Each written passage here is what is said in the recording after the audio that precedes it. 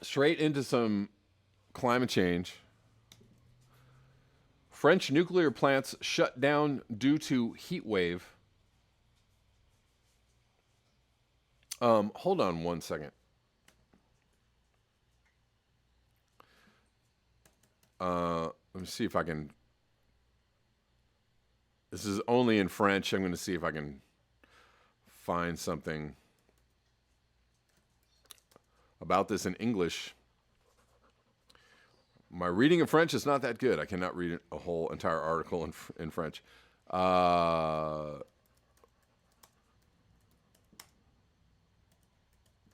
on, guys. Hold on. Let me see. Oh, here we go.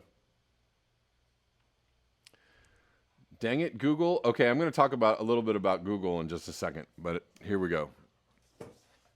I had to go to Bing to find this article because Google had nothing about it. I tried to search this on Google, nothing.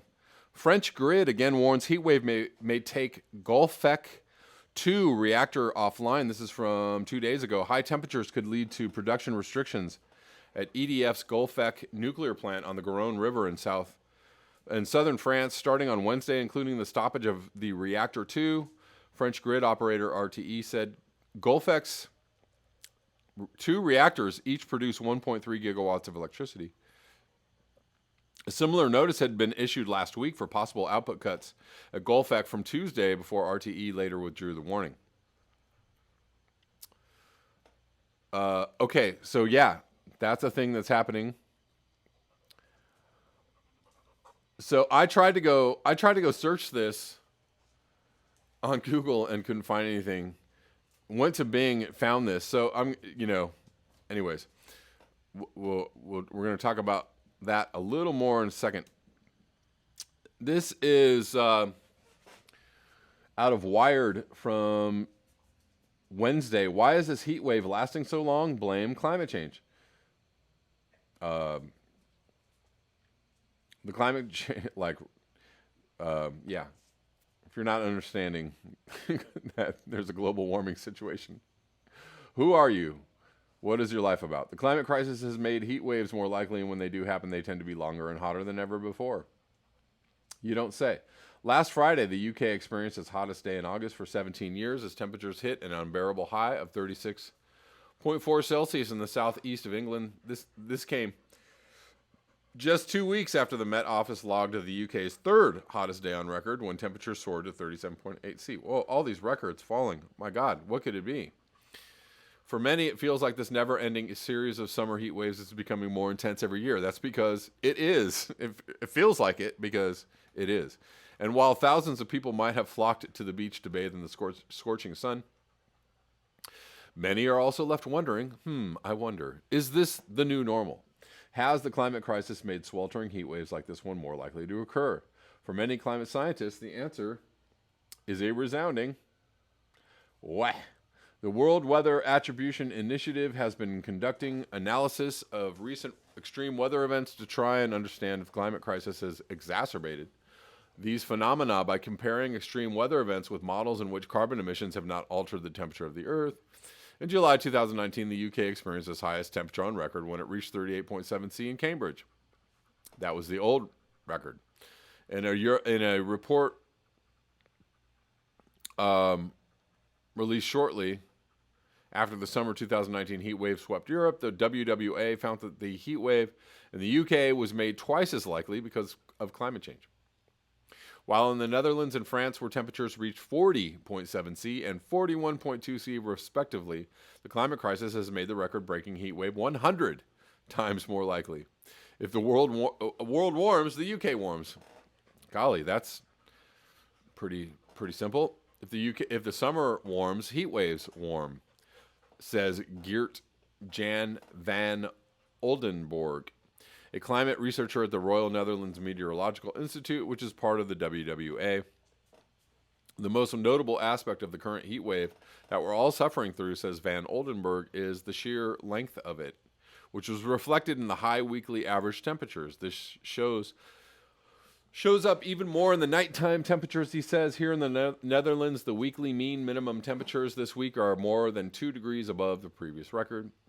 Since before the beginning of the Industrial Revolution, the global temperature has risen by about 1°C, making the chance of heat waves like the one we're experiencing right now consistently likelier. And when they do occur, they're also more likely to be hotter and longer.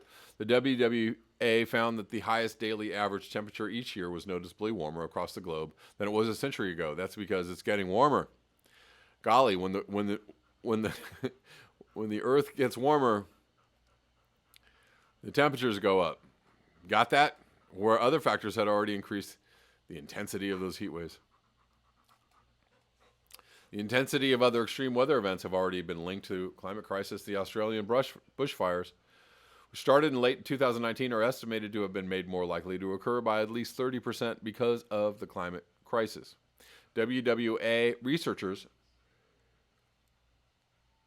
even warned that a 30% increase could be a conservative estimate because the climate models tend to underestimate, of course they do, the increases in extreme temperatures.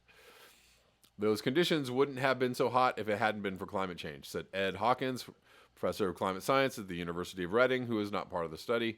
These extra bumps in temperature potentially make the impacts worse, such as making it more likely to get bushfires.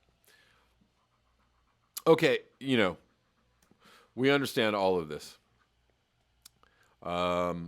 This is a good article for, regular folks to read and to understand. I think everybody here has read 3,000 of these articles.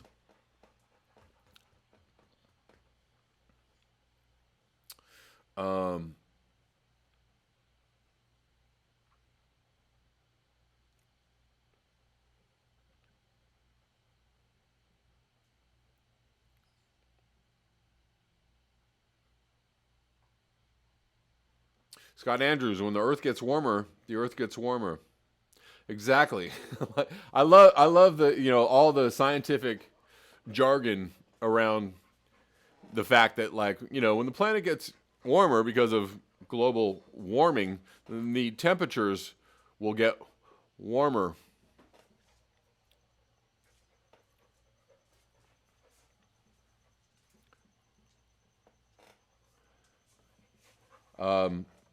But you got to make it all like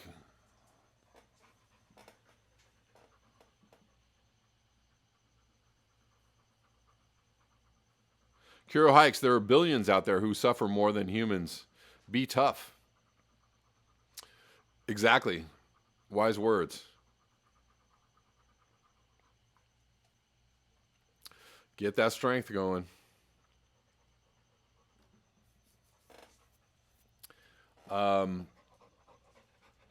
Bargain jargon. Yes, I like it. Let's move on. So there is a heat wave, pretty massive heat wave.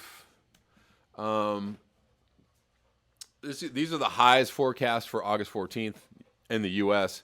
If you're looking at the Southwest, so there's a pretty big heat wave predicted in the Southwest. I mean, so what's funny is that I heard this on the news. I heard it, the TV. Hey, there's a heat wave coming on, guys. It's going to be, pretty hot for the next week or so in the Southwest. So brace yourselves. Then I went over to, good old friendly Google, and I tried,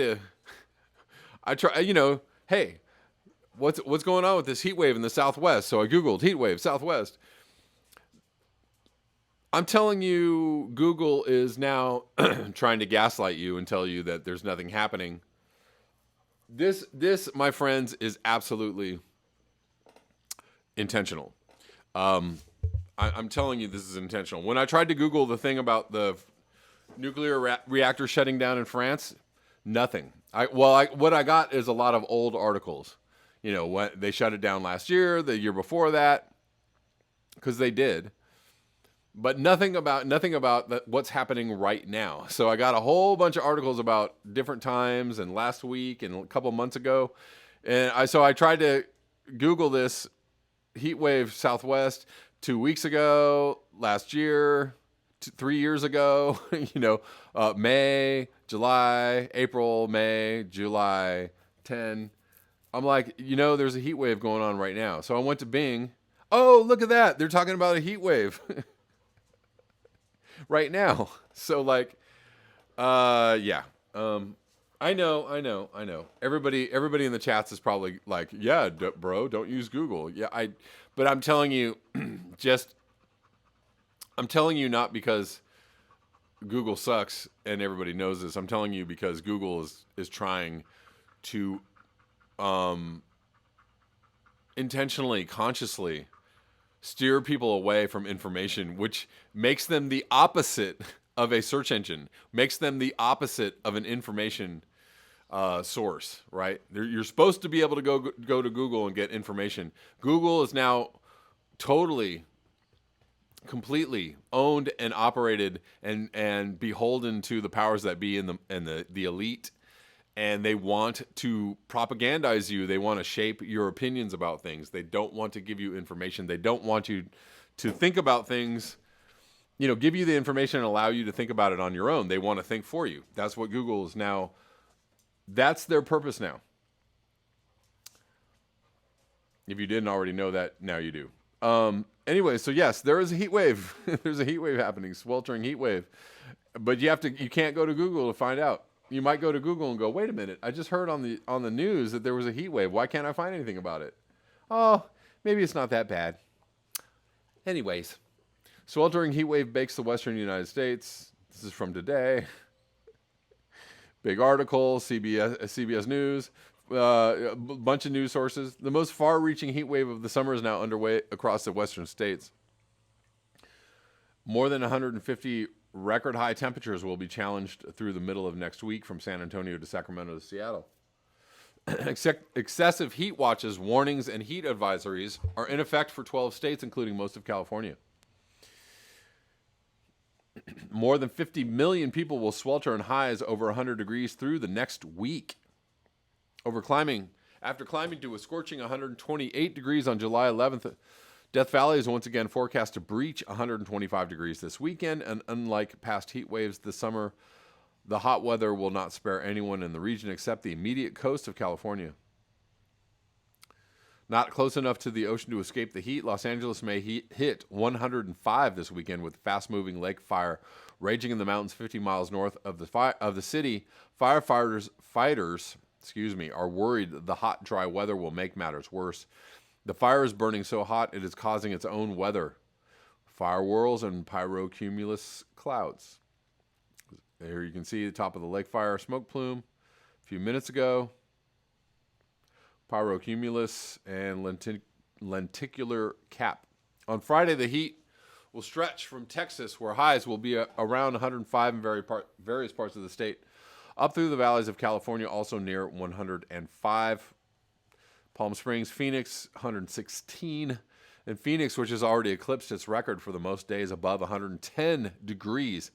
Not above 100, but above 110 degrees of any summer on record. Highs are expected to top that number every day from Friday through at least the next Thursday. In fact, a daily record high temperature is in jeopardy of being topped every day from Saturday through Wednesday. Overall, Phoenix is having its hottest summer on record.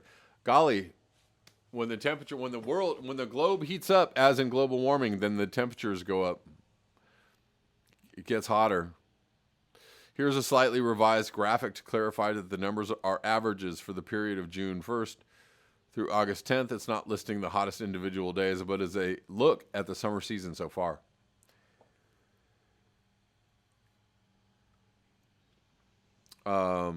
So yeah, every record-setting summer in Phoenix, Arizona. While there are many factors that help explain the record, but you wouldn't know that if you went to Google. You wouldn't be able to find it. Possibly. While there are many factors that help explain the record hot summer in the deep Southwest, there are a couple that stand out. While summers are certainly not wet in the deserts of Arizona, the state typically has a summer monsoon season when enough moisture rolls in from the tropical Pacific Ocean to spark up scattered afternoon thunderstorms. However, partly due to a lack of the wet El Nino and instead of developing drier La Nina, this summer the monsoon has failed. In Phoenix, the city is registering its driest atmosphere in the 20 years this particular record has been kept. So not just hotter, but drier. Record dryness.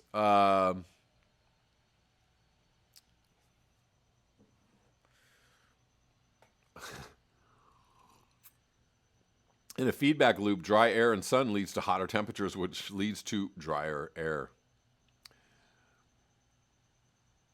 making it much more difficult to get a WAP, if you know what I'm referencing.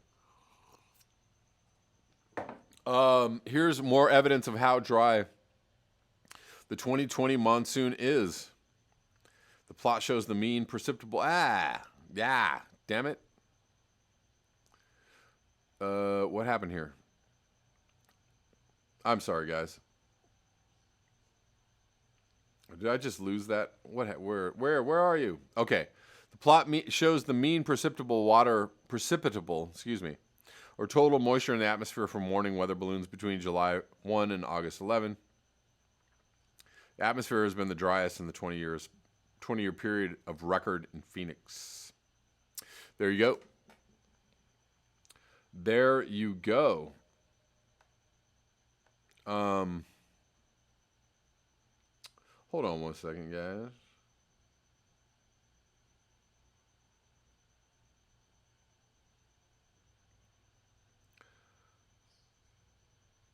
I just want to show you. I mean, another interesting thing about the Google thing, the Google machine. You know, right? So Bing is like, oh, here's, some graphics, big graphics showing you some news.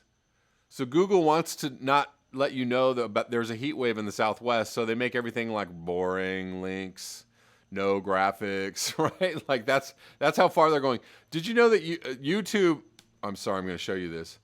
So this is Google, right? The boring links, no graphics. What they used to actually, when people were covering a news story, even on YouTube, like if I was covering, the Southwest heat wave, and if I had something in my title about it, or whatever the news story is, it would actually show up in the Google search, right? It used to 2 or 3 years ago. They stopped all that. They're like, no, we're not linking to any YouTube guys unless it's like CBS News or CNN. No more YouTube links anymore, guys. Yes, Keith Hayes, the Google censorship is a misdirection machine. Right, it's in full effect. So, no more Google for anybody. Screw Google. They don't care about you.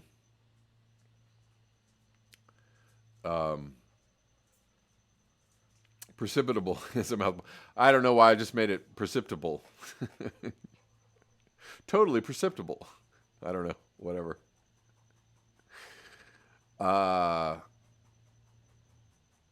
Gene, the wall building on the border is using up natural springs in the area. Grr, yeah. Grr, indeed. The wall that the Democrats actually helped fund, by the way.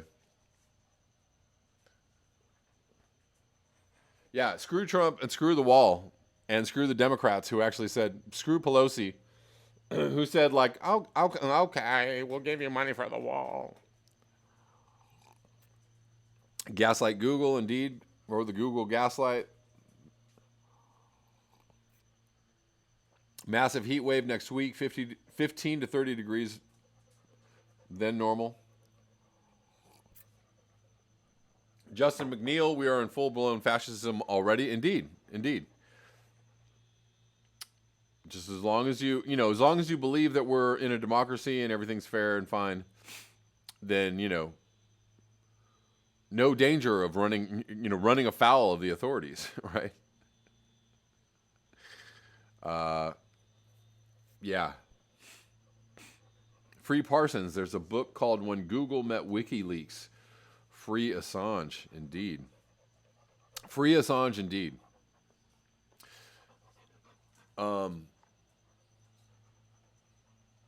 Let's move on. Hold on.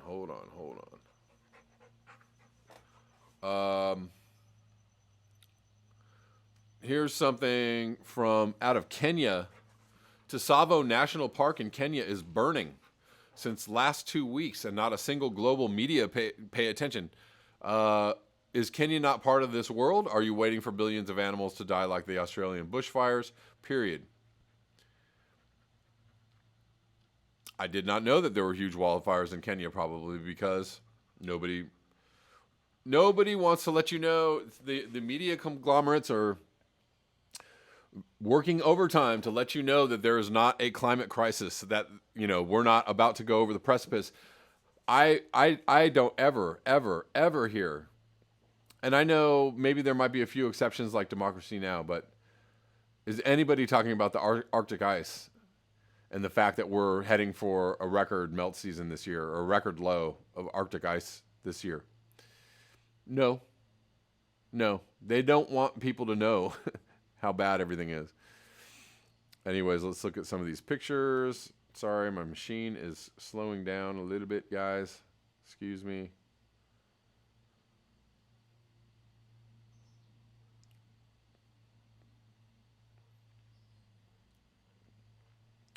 Very tragic indeed.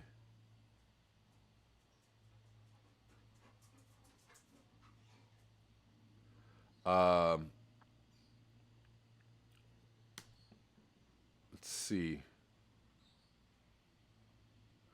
Moving on.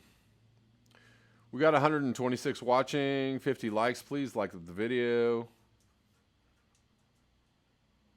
Salt Lakers Democratic criminals will not save us from Republican criminals. Indeed. Hashtag truth bomb. I am Sweet Leaf. People just talk about masks and Trump. Exactly.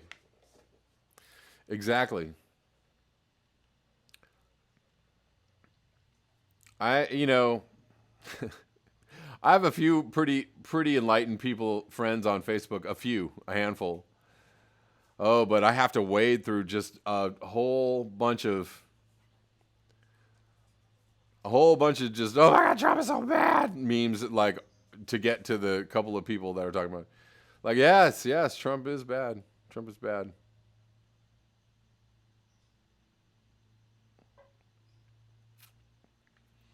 LC says, write in Jesse Ventura. There's actually there's an organization that is trying to get Jesse Ventura on all the ballots as a write-in candidate. If you guys, maybe I can find it. Hold on one second. But yes, there is an organization that is trying to get Jesse, like, basically they're kind of trying to force him to run. Like, look, we're going to get you on all the ballots, so as a write-in, so can you go ahead and run? Hold on. Let's see if I can find this.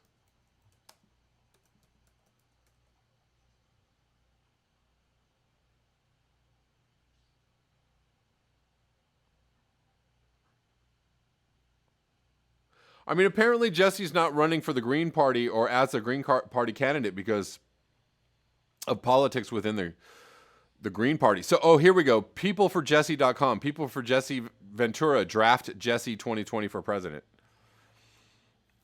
So yes, if you want to help in that endeavor, if you want to know more about this organization, it's peopleforjesse.com. Okay.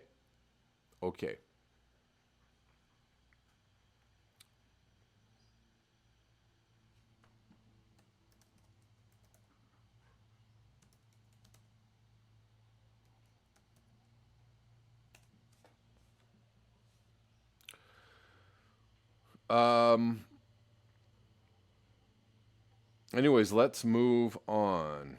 Hold on. Here's an interesting graph I ran across on Twitter. I'm taking this at face value. I didn't actually go research whether, all the numbers on this are absolutely correct. So I didn't do that. I have to just say that as a disclaimer. Tons of carbon dioxide equivalent saved annually. So it shows if you upgrade your light bulbs, 0.10 tons. Recycle, 0.21. Hang dry clothes, 0.21. Wash clothes in cold water, 0.25. Switch from gasoline car to hybrid, 0.52. Eat a plant-based diet, 0.82. Switch from electric car to car free, 1.15. Buy green energy, 1.47. Avoid one round-trip transatlantic flight, 0.60. 1.60. I have to say it's pretty amazing that avoiding one transatlantic flight will save you. I mean, it's at the upper end of this. So if you didn't do any of these other things, but you just avoided this plane flight, look how much you could save. Live car free, 2.40. Have one fewer child, 58.60 tons. Pretty huge case for not having a kid. Or another kid is what they're trying to say. If you already have a kid, don't have another. Zach Labe, newest from Zach Labe. Massive changes. The 4-year-old sea ice made up just 1.2% of the Arctic Ocean ice cover in March 2019. So here's March 1985. This is old ice, right? Older sea ice, 4-year-old sea ice. Here is 4-year-old sea ice. Here, this little tiny scratch is 4-year-old sea ice, and this is last year. This is last year, guys. Guys. Kuro Hikes, why do I hate women? What? What are you talking about? What? I hate women because don't know babies? Yes. I hate women. I'm a eugenicist, and I'm a racist.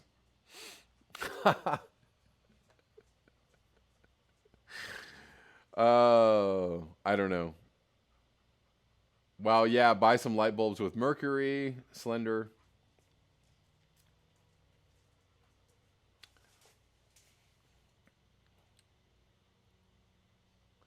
Salt Lakers, the world is filled with giant ice holes.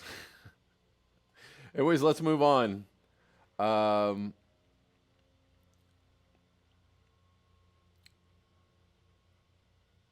So just to clarify, if people choose to not have children, if you encourage people to not have children in order to not impact the planet negatively,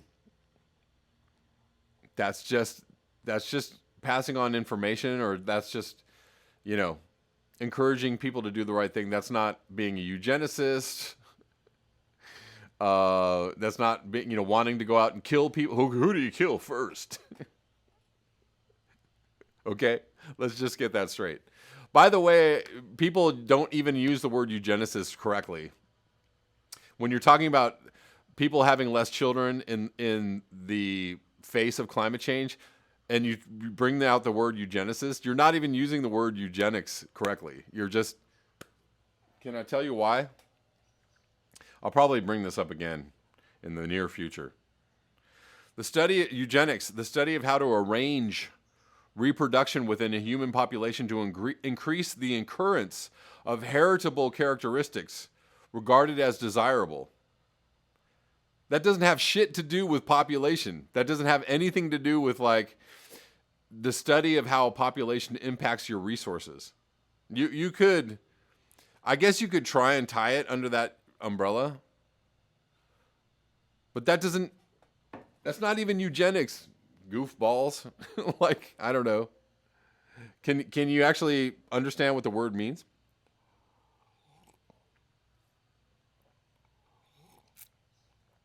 Now, if you're talking about these people are the problem with the planet, and so we have to get rid of these people over here, I mean, that's just called genocide.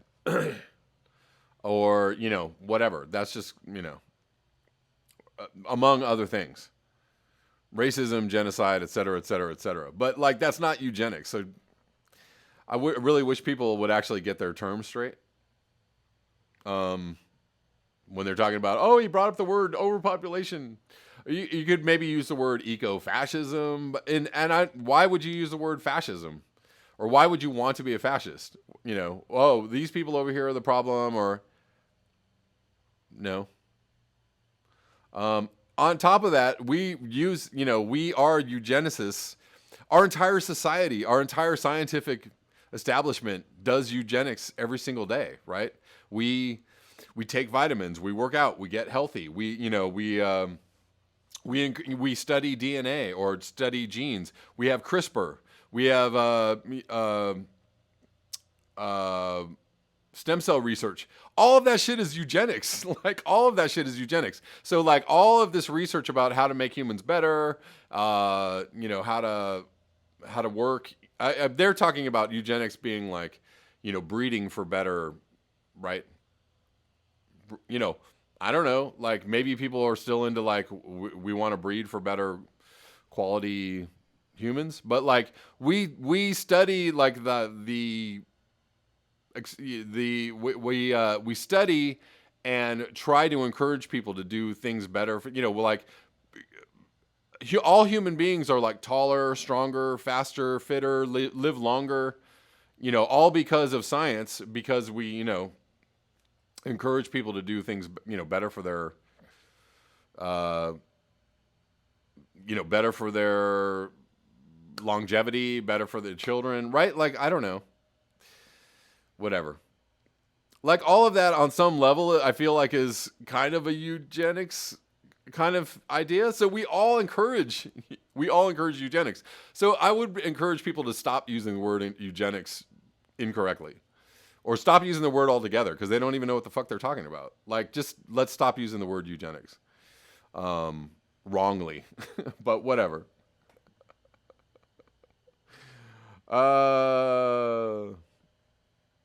Keith Hayes, what can you control, yourself or others? Know what you can control and what you can't. Indeed. But I mean, like, I don't know. There are people that choose their mates based on certain characteristics. Like, they like, right? Like, we choose our mates and we choose people based on like what we like as far as physical attributes. And I don't know, is that eugenics? Like, because you like somebody who has a certain physical characteristics? Like, aren't you practicing eugenics on a personal level? Like, I don't know. It just, the word eugenics, the way it's being used right now is just like, as with everything else in the social media realm, it's like people have taken words and completely convoluted what they mean, and are making people into like bad, very bad people because they used one word over here, which ties it to another word over here, which ties it to another word over here, blah, whatever.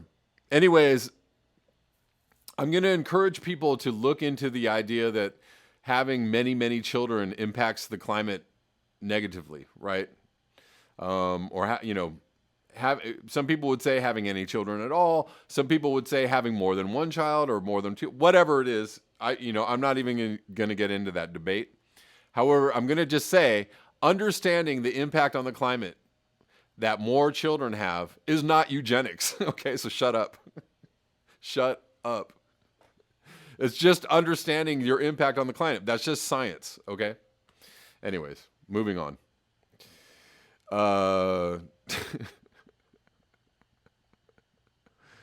Hardy.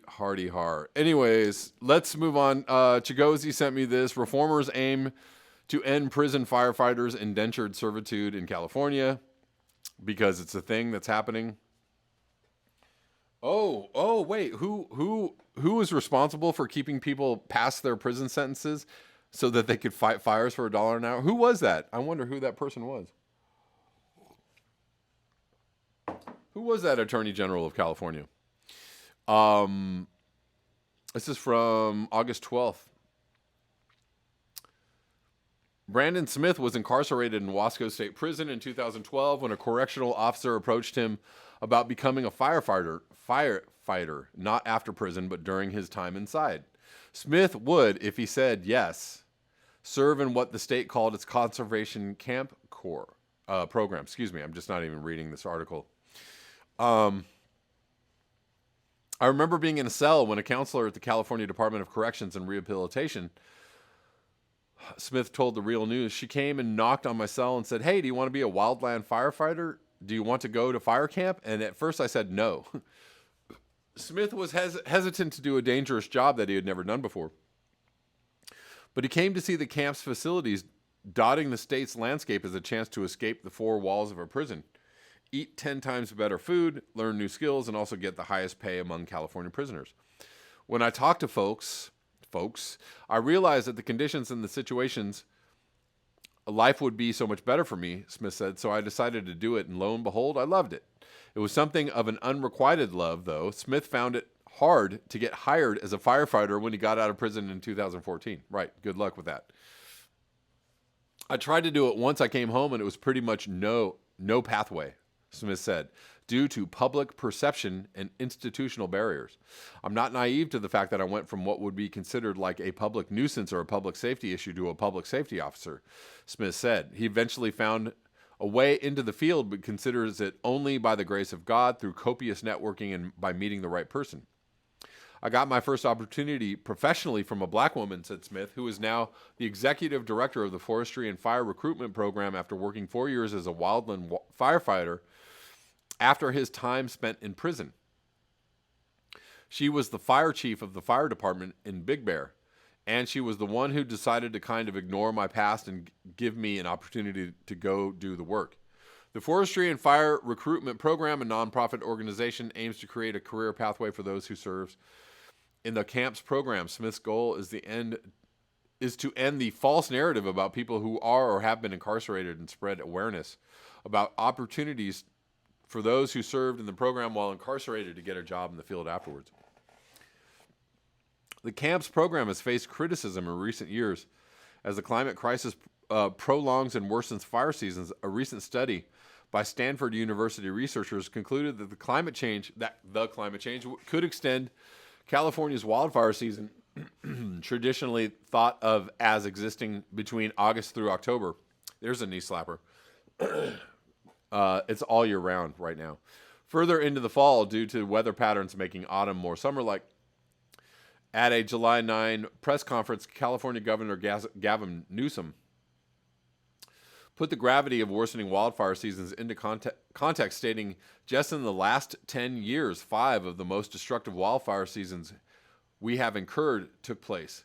According to CAL FIRE statistics, about 28% more wildfires blazed so far in 2020 compared to the 5-year average. That's just 2020. Every single year it goes up, by the way, guys. One of those, the Apple Fire in San Bernardino, California, is currently burning and is over 32,000 acres in size. Prisoners fighting fires earn abysmally low wages between $2.90 a day, $2.90 to $5.12 per day. That is wild. And an additional $1 per hour paid by CAL FIRE during active fires. That at maximum just over $15,900 per year for those who work 50-hour weeks. The industry standard. 50-hour week to make $15,000 a year, $16,000 a year. And that minimum just over $7,500 per year. The low wages combined with the disproportionate number of black, brown, and indigenous people in the state's prisons have raised fundamental social justice questions about the state's carceral system. Well, yeah. Up until July 2018, the state admitted that this pay scale saved California $100 million per year. But it scrubbed that information from its website at the beginning of wildfire season in August. Yes, we are using prison labor to save money because we don't want to spend money on actual firefighters. This is insane. And scrubbed the information from its website at the beginning of wildfire season in August. The web archive shows, according to numbers provided to the Real News by CDCR, the state had 2,215 firefighters in 42 camps as of June 22nd. That's compared to the over 9,000 employees, about 7,000 full-time and 2,300 seasonal at CAL FIRE. Prison reform measures passed by the California legislature, by the way, and a Democratic supermajority legislature, in recent years have caused a drop in the numbers in the fire camps program, losing about 1,000 participants in 2007. The numbers are down further at the moment, too, because about half of the fire crews statewide are under quarantine after their members contracted COVID-19. Breathing in smoke from wildfires increased the risk of contracting the novel, can't even read this, coronavirus, and could also worsen the symptoms. As the number of incarcerated firefighters has dwindled, Newsom recently announced CAL FIRE would hire 1,030 new firefighters for the 2020 fire season. 172 permanent and 858 seasonal at an average salary of over $69,000 per year, $70,000, over $26.43 per hour for a typical 50-hour week. Wow.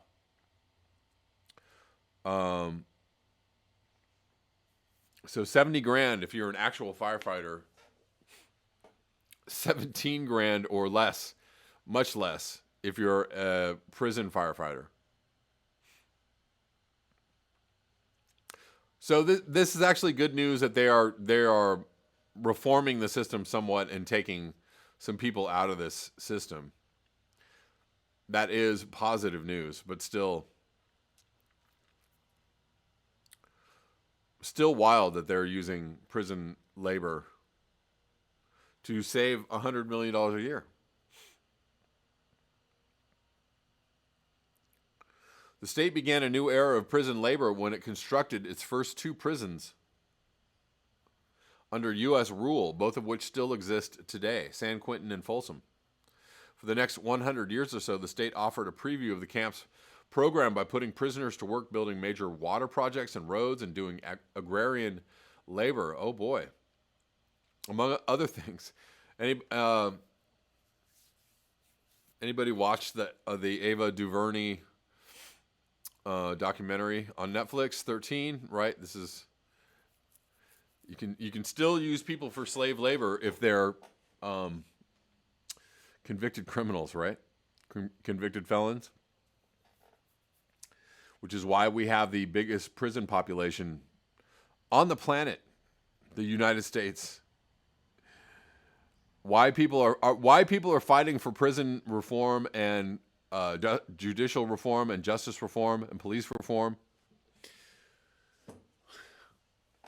One of those very, very large reasons is because we have the biggest penal population of the planet, on the planet. And often those prisoners are used as labor for extremely low wages, right? Wages that people would earn in third world countries, making goods and services for the very wealthy West.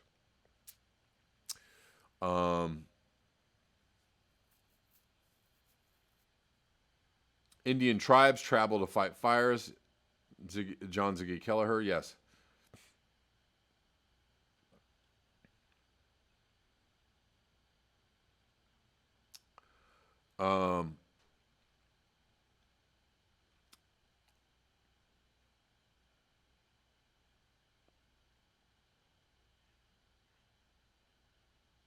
So they are trying to reform this situation, but it looks like there's opposition to the reform.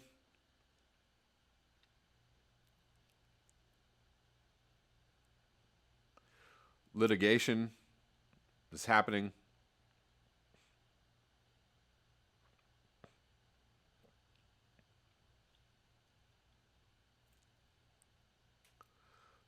This is good. In the 2020 legislative session, Eloise Reyes introduced another piece of conservation camp reform legislation. The bill would create a pathway for expunging criminal records for those with felonies who served in the fire camps by allowing them to enter a plea of not guilty into their official criminal record files. The legislation does not cover those who committed violent felonies, sex offenses, arson, or escape from a secure perimeter. As it stands, most municipal fire departments, as well as CAL FIRE, will not hire those with a felony on their records. So yeah, you get this training, but you can't even use the training when you get out.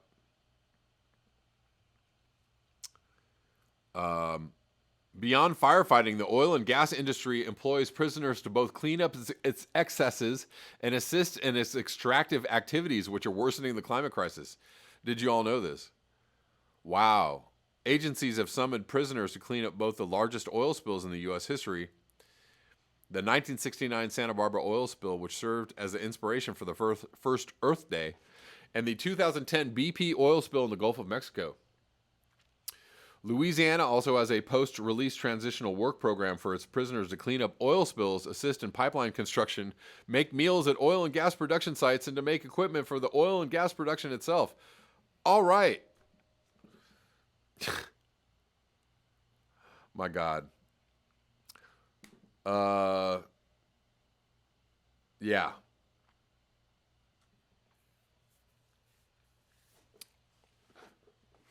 What a racket, indeed. Hey guys, remember to like, share, and subscribe, and you can support the channel at the links below, PayPal, Patreon, Square. Also, if you'd like to watch the live streams, you can watch the live streams on my Patreon channel. You can subscribe for as little as $1. So hopefully I will see you over there.